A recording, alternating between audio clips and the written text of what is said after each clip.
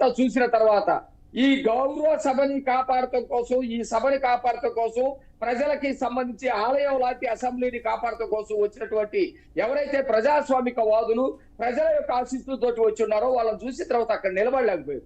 దేవతలను చూసి క్షుద్ర శక్తులు కనుక పారిపోయినట్టు అక్కడ ఉన్నటువంటి తెలుగుదేశం, జనసేన, బీజేపీకి సంబంధించినటువంటి సభ్యులను చూసి జగన్మోహన్ రెడ్డి ముఖం చెల్లక పారిపోయినట్టుగా కనపడతా ఉంది. ఏం చర్చిస్తాడు ఆయన? ఆయన గతంలో చేసినటువంటి అవమానాల మీద ఏమైనా చర్చ పెడతాడా? రాజ్యాంగ వ్యతిరేక కార్యక్రమాల మీద ఏమైనా మాట్లాడగలుగుతాడా? రాజధానికి విధ్వంసం చేసిన దాని మీద ఏమైనా మాట్లాడగలుగుతాడా? మాట్లాడేటువంటి అవకాశం లేదు. అతని ముఖం చెల్లలేదు. ఒరిగిపోయినటువంటి పరిస్థితి మనకు కనపడతా ఉంది. భయపడుతూ తన పేరు కూడా తను ఉచ్చరించుకోలేకపోయాడు.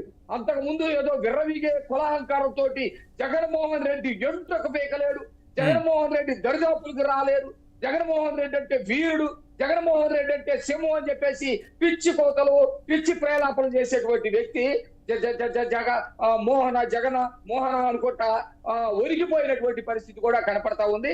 నేను అనుకుంటా ఉన్నా ఇక అసెంబ్లీకి రాలేడని. వస్తే రావాలని కూడా మేము ఆహ్వానిస్తా ఉన్నాం. ఖచ్చితంగా రావాలి, చర్చించాలి. గతంలో మీరు ఏం చేశారు, ఎన్ని తప్పులు చేశారు, ఎలాగా ప్రజల యొక్క సమయాన్ని వృధా చేశారు, ప్రజల ధనాన్ని వృధా చేశారు, సహజ వనరుల్ని దోపిడీ చేశారు, కులాల వారీగా ఏ విధంగా దాడులు చేశారు, కులాల వారీగా ఎట్లా హింసించారు, అపహాస్యం చేసినటువంటి వాళ్ళని ఏ విధంగా కాపాడారు, దోషణ పర్వం చేసినటువంటి వాళ్ళ పట్ల ఎంత సంతోషాన్ని వ్యక్తం చేస్తూ ముసిముసి నవ్వుండవేరు. వీటన్నిటిని కూడా చర్చించడానికి రావాలని చెప్పేసి కూడా మేము కోరుకుంటా ఉన్నాం. రైట్. శివపార్వతి గారు, గౌతమ్ గారు, సో ఇవాళ శివపార్వతి గారు ఉన్నారు కదా, ఒక్క నిమిషం అండి, శివపార్వతి గారితో మాట్లాడదాం ఒక్కసారి. శివపార్వతి గారు, సో ఏమనిపిస్తుంది మీకు ఇవాళ మీ నాయకుడు